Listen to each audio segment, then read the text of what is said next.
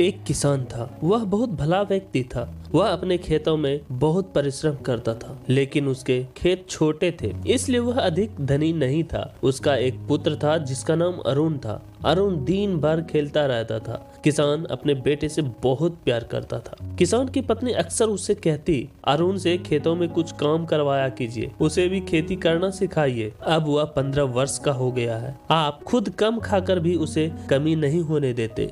इस तरह तो वह आलसी और निकम्मा हो जाएगा। अब आप बूढ़े भी होने लगे हैं। किसान ने अपनी पत्नी से कहा, हमारा एक ही तो बेटा है, अभी उसकी उम्र ही क्या है, उसे खूब मौज मस्ती करने दो। समय आने पर वह सब कुछ सीख लेगा और हम दोनों को कोई भी कष्ट नहीं होने देगा। अरुण धीरे धीरे जवान हो गया। अब भी वह खेती के काम में अपने पिता की सहायता नहीं करता था। वह अब भी मौज मस्ती खेल कूद में लगा रहता। एक दिन किसान ने अरुण का विवाह कर दिया। किसान अब बूढ़ा हो गया था। वह अब भी सारे कार्य स्वयं ही करता था। पूरे परिवार का खर्चा वही चला रहा था। अधिक काम करने के कारण किसान बीमार हो गया। किसान की पत्नी ने खेती के काम करने के लिए अरुण से कहा। अरुण अपनी मांग को कोसते हुए खेतों पर काम करने जाता। कुछ समय बाद अरुण की पत्नी ने एक सुंदर पुत्र को जन्म दिया। पुत्र की देखभाल उसके दादा दादी ही करते थे, क्योंकि अरुण की पत्नी भी आलसी वो कामचोर हो गई थी, इसलिए बच्चा अपने दादा दादी के पास ही रहता था। एक दिन अचानक किसान की पत्नी का निधन हो गया। किसान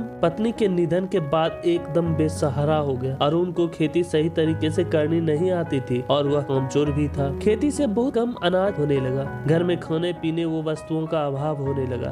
अरुण वो उसकी पत्नी बूढ़े किसान से कहते कि आप खेती में हाथ नहीं बटाते, इसलिए अनाज कम पैदा होता है और घर में तंगी चल रही है। लेकिन किसान का पोता हरदम उसके पास रहता और उसके पास ही खाता पीता, वो खेलता कूदता था। अरुण और उसकी पत्नी को यह बात बहुत बुरी लगती। एक दिन अरुण की पत्नी अरुण से बोली, तुम्हारा बाप कुछ करता तो है नहीं, दिन भर खाता पीता रहता है और घर का अन्न बर्बाद कर रहा है और रात को खांस खांस कर हमें सोने भी नहीं देता। हमारे बेटे को भी दिन भर अपने पास ही रखता है, वह उसे भी बीमार करके छोड़ेगा।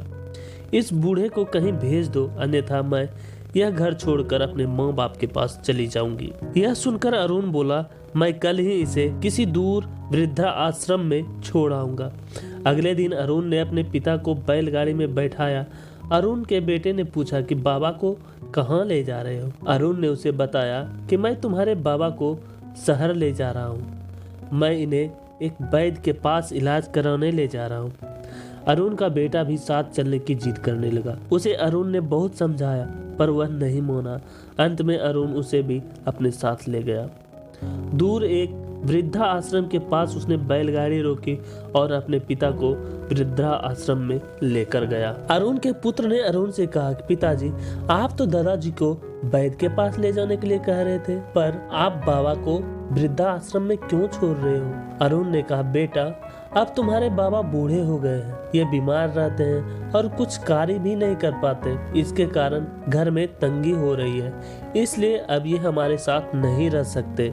अब ये यहीं वृद्धा आश्रम में ही रहेंगे। अरुण का बेटा उससे बोला, ठीक है पिताजी, जब आप भी बूढ़े हो जाएंगे तो मैं भी आपको इसी तरह वृद्धा आश्रम में छोड़ आऊंगा। यह सुनकर अरुण की आंखें खुल गई। उसने सोचा कि मैं भी एक दिन बूढ़ा हो जाऊंगा, तब मेरी देखभाल मेरा बेटा ही तो करेगा। अगर मैंने अपने पिता को वृद्धा आश्रम में छोड़ दिया तो मेरा बेटा भी मेरे बूढ़े होने पर ऐसा ही करेगा और मेरा बुढ़ापा अपने बेटे पोतों के बिना ही कष्ट में बीतेगा। यह सोचकर अरुण अपने पिता को घर वापस ले आया और उनका इलाज अच्छे डॉक्टर से करवाया। वो उनकी खूब सेवा की। वह मन लगाकर खेती करने लगा। इससे अच्छा अनाज पैदा हुआ और अब उसका पूरा परिवार खुशहाल हो गया। तो दोस्तों, ये थी एक पिता और पुत्र की कहानी। तो दोस्तों, आप हमें कमेंट करके बताएं कि आपको ये कहानी कैसी लगी। पसंद आए तो वीडियो को लाइक करें और ऐसी कहानी सुनने के लिए हमारे channel A to Z story को सब्सक्राइब करें और बेल आइकन प्रेस जरूर करें, ताकि जब भी मैं कोई कहानी अपलोड करूँ तो उसका नोटिफिकेशन सबसे पहले आप तक पहुँचे। धन्यवाद।